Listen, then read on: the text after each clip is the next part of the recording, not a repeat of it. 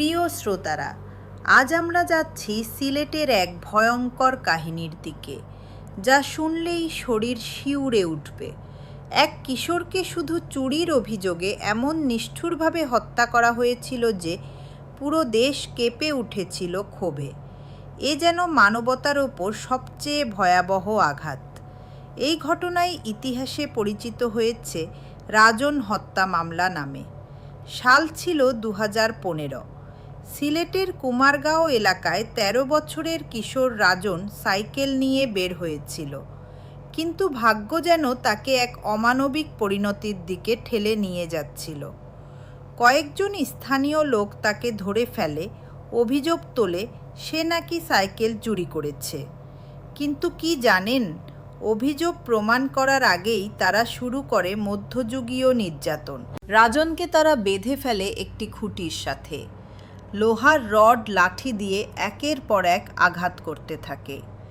অসহায় কিশোর প্রাণ বাঁচানোর জন্য কাঁদছিল, চিৎকার করছিল, আমাকে মেরে ফেলবেন না, আমি চোর নই। অথচ নির্দয় হত্যাকারীরা তার আর্তনাদকে হাসির খোরাক বানায়। ভয়ঙ্কর এই নির্যাতনের পুরো ঘটনাই তারা মোবাইল ফোনে ভিডিও করে সামাজিক মাধ্যমে ছড়িয়ে দেয়।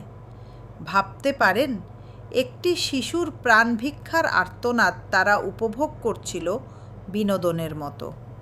যখন ভিডিওটি সোশ্যাল মিডিয়ায় ছড়িয়ে পড়ে, তখন পুরো দেশ ক্ষোভে ফেটে পড়ে। রাজনের মৃত্যু কেবল এক কিশোরের হত্যাই নয়, বরং সমাজের নষ্ট মানসিকতার নির্মম প্রতিচ্ছবি হয়ে ওঠে। এই ঘটনার তদন্তে নামে সিলেট মেট্রোপলিটন পুলিশ ও পরে সিআইডি। ভিডিও ফুটেজ ছিল সবচেয়ে বড় প্রমাণ। ভিডিওতে স্পষ্ট দেখা যায় কিভাবে কয়েকজন মিলে রাজনকে নির্দয়ভাবে হত্যা করছে। এতে জড়িতদের চিহ্নিত করতে বেশি সময় লাগেনি।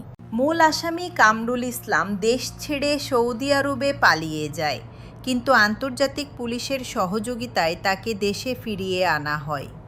মামলায় সাক্ষ্য প্রমাণ ছিল শক্তিশালী। আদালতে যখন ভিডিও প্রদর্শন করা হয়, সবাই বাকরুদ্ধ হয়ে যায়।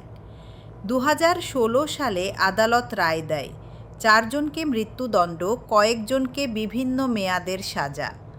বিচার প্রক্রিয়া দ্রুত সম্পন্ন হওয়ায় জনমনে কিছুটা হলেও স্বস্তি আসে। মানুষ বিশ্বাস করতে চেয়েছিল অবশেষে ন্যায় বিচার হয়েছে। রাজনের হত্যাকাণ্ড আমাদের চোখে আঙুল দিয়ে দেখিয়ে দিয়েছিল কতটা বিকৃত হতে পারে মানুষের মানসিকতা। একটি শিশুর জীবন কেড়ে নেওয়া হলো শুধুমাত্র অভিযোগের ভিত্তিতে, প্রমাণ ছাড়াই। এ ঘটনা সমাজে গভীর ক্ষতের দাগ রেখে গেছে। প্রিয় বন্ধুরা, আপনারা কি মনে করেন এমন নৃশংস অপরাধ প্রতিরোধে আমাদের সমাজে এখনও যথেষ্ট ব্যবস্থা নেওয়া হয়েছে? মন্তব্যে জানাতে ভুলবেন না। আর এই ঘটনাটি যদি আজও আপনাদের নাড়া দিয়ে থাকে, অবশ্যই লাইক ও সাবস্ক্রাইব করবেন। এই ছিল আজকের ভয়ঙ্কর কাহিনী। ডার্ককাস্টের সঙ্গে থাকার জন্য ধন্যবাদ। আমি রমা বিদায় নিচ্ছি। আবারও ফিরে আসব আরেকটি সত্য অপরাধের ঘটনা নিয়ে।